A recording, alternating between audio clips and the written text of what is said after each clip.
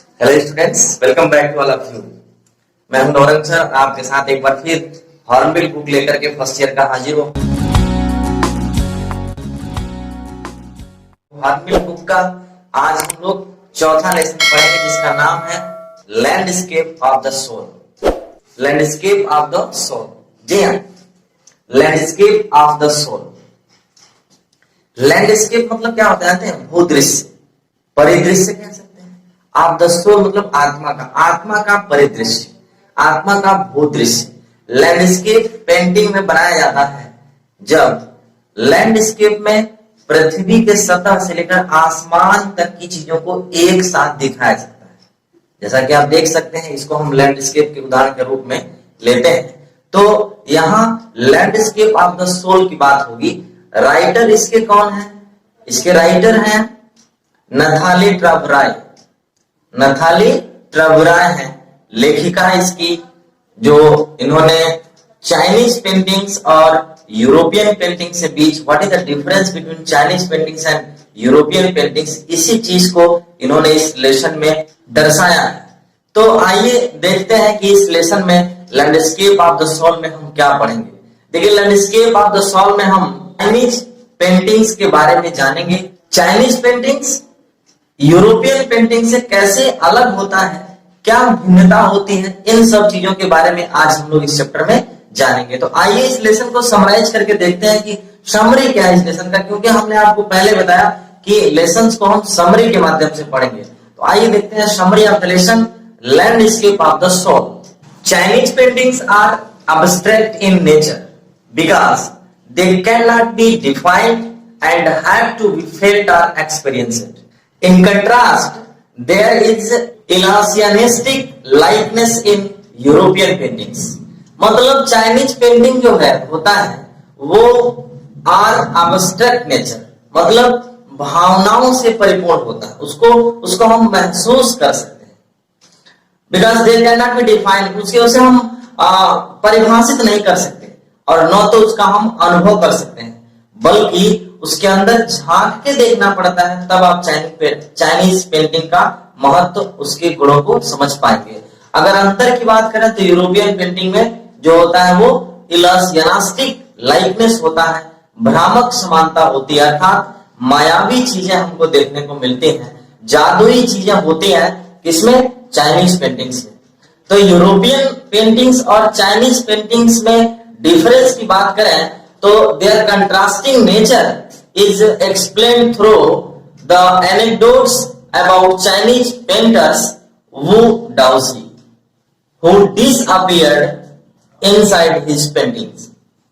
देखिए, अगर हम उनके अंतर की बात करेंगे तो वू डाओजी पेंटर जो चाइनीज पेंटर थे, उनके एक पेंटिंग से स्टार्ट कर सकते हैं। वहीं से स्टार्ट होता है इस लेसन का, जिसमें अपने द्वारा बनाए गए पेंटिंग में वो डाओजी खुद ही हमेशा के लिए गायब हो गए। स्टार्टिंग में हम एक कहानी जानेंगे इस लेसन में। A wonderful tale is told about a Chinese painter Wu Daozi who had lived in 8th century. 8वीं शताब्दी में वू डाओजी नामक एक चाइनीज पेंटर रहते थे और वू डाओजी को वहां के एम्परर, वहां के शासक ज़ुआंगज़ोंग ने हायर किया एक अपने लिए पेंटिंग बनाने का। वहां एक गृह युद्ध चल रहा था। उस टाइम से गृह युद्ध से जब आप निपटा चाइना, तो वो डाओजी को एम्परर ने बुलाया और एक अच्छी सी अपने लिए पेंटिंग बनाने के लिए कहा। वो डाओजी ने जो पेंटिंग बनाया था, उस पेंटिंग में सारी चीजें, वही लैंडस्केप की बात यहाँ चल रही है। तो उस पेंटिंग का ये खासियत था कि उसमें जमीन से लगाया और आसमान तक की सारी चीजें, यानी कि एक सीनरी कह सकते हैं, उन्होंने बहुत सुंदर बनाया था, जिसमें नदी, पहाड़, झरने, उड़ते हुए पक्षी, पहाड़ों पर चलते हुए लोग, वृक्ष, ऐसे दृश्य थे जो बहुत ही मनमोहक दृश्य था। लेकिन उस पेंटिंग को बनाने के बाद वो डाओजी ने उसको एक ऊपर कर्टेन लगा के रखा था कि जब वो पहली बार एम्परर के सामने पेश करेंगे तो उनके एम्परर, उनके शासक ज़ुआंगज़ोंग जो है देखेंगे। तो जब पहली बार ज़ुआंगज़ोंग के सामने रखा गया तो ज़ुआंगज़ोंग उस पेंटिंग को देखते ही रह गए। अभी बहुत सारी चीजों के बारे में वो देखते सोचते रह गए एक से एक चीजें उसमें जो पहाड़ थे बिल्कुल जीवंत मालूम पड़ते थे। तो वो डाउजी ने कहा कि आप जिन चीजों को देख रहे हैं आप उसके अंदर और भी बहुत सारी चीजें हैं, उसको आपको झांक के देखने की जरूरत है। और उसमें केव बनाया था, पहाड़ों के बीच में गुफा बनाया था। वो डाउजी उस पेंटिंग के पास, वॉल में जो पेंटिंग लगा हुआ था उसके पास जब गए, उन्होंने क्लैपिंग किया और क्लैपिंग किया तो जो केव बना हुआ था वो खुल गया और उस केव के अंदर ये वो डाउजी चले गए। और जैसे ही वो डाउजी अंदर गए और राजा से कहे कि आप मेरे साथ आइए, अंदर जाके देखिए इस पेंटिंग में क्या है। इससे पहले कि राजा एक कदम भी आगे बढ़ाता, वो डाउजी के उस पेंटिंग वाले केव में घुसने के बाद सारा पेंटिंग स्वतः गायब हो गया और वो डाउजी के पेंट का एक ब्रश भी, कह सकते हैं ब्रश का निशान भी उस वॉल पर दिखाई नहीं दिया। अर्थात उस वह कलाकार जो है उसके बाद कभी दिखाई नहीं दिया वो डाउजी। तो ये पहला जो स्टोरी था वो डाउजी के बारे में था। दूसरी एक कहानी आर्ट को दिखाने के लिए उसमें बताया गया है कि another Chinese painting who did not want to paint the eyes of a dragon because he had feared that dragon may him attack him। कहीं ऐसा ना हो कि तो हमने ये बताया कि एक दूसरे पेंटिंग, चाइना के एक दूसरे पेंटर के बारे में कि चाइनीज पेंटर एक ड्रैगन का चित्र बनाया था और उस ड्रैगन का पूरा फिगर बनाने के बाद उसने उसकी आंख नहीं बनाई। उस ड्रैगन का इतना जीवंत चित्र बनाया था कि उस पेंटर ने उसका आंख नहीं बनाया, क्योंकि उसे इस बात का भय था कि कहीं आंख बनाने के बाद उस ड्रैगन को दिखने लगे और वो उड़ के वहां से चला जाए और हम लोगों को खुद ही खा ले। तो ये दूसरी कहानी। और इसी तरह से एक और भी तीसरी कहानी का वर्णन इस लेसन में मिलता है और जो तीसरी कहानी है वो 15th सेंचुरी की है। In 15th century Belgian painter Quentin Metsys fell into love and wanted to marry with a painter's daughter। एक महान पेंटर के पुत्री से विवाह करना चाहता था। बेल्जियन पेंटर था एक। तो 15वीं शताब्दी के एक और पेंटर के बारे में एक कहानी है जिसमें वह एक लड़की से प्रेम प्रसंग में पड़ जाता है और वो लड़की एक बहुत महान पेंटर की लड़की रहती है, वह उससे शादी करना चाहता है। But the painter did not like it.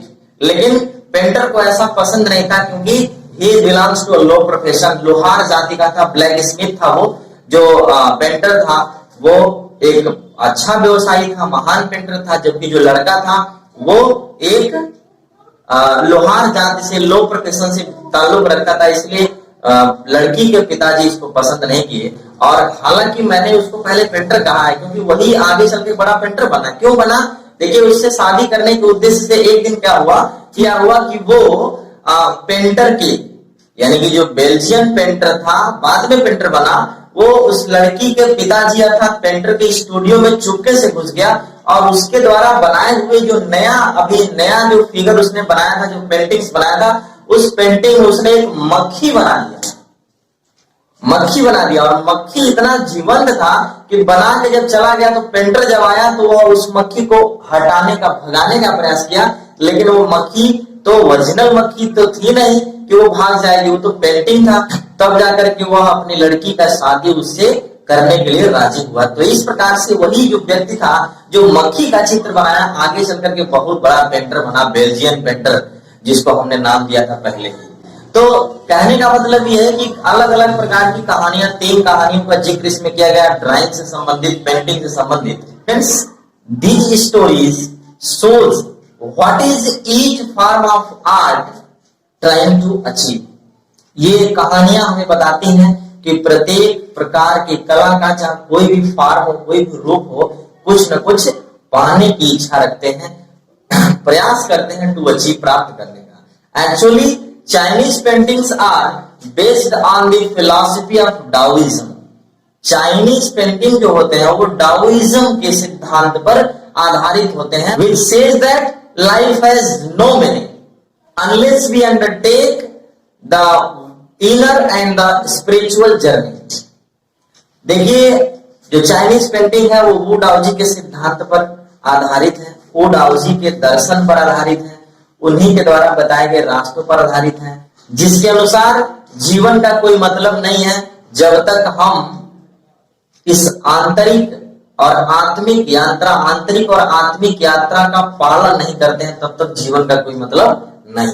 Chinese painters want to the viewers active participation, not only physical but also mental while viewing their paintings.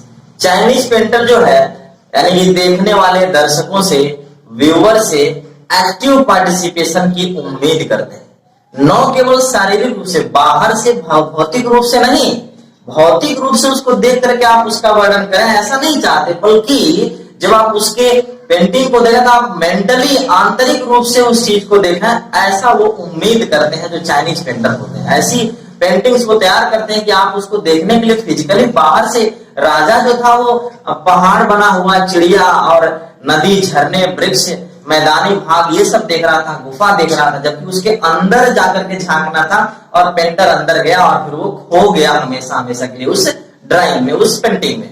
According to Daoism the interaction of two complementary poles makes this universe. Daoism के अनुसार दो ध्रुवों, विपरीत complementary poles, दो विपरीत ध्रुवों का interaction से ही इस संसार का निर्माण हुआ। This concept is known as sansui concept. इस कॉन्सेप्ट को सेंसुई कॉन्सेप्ट कहते हैं। Its literary meaning is mountain water.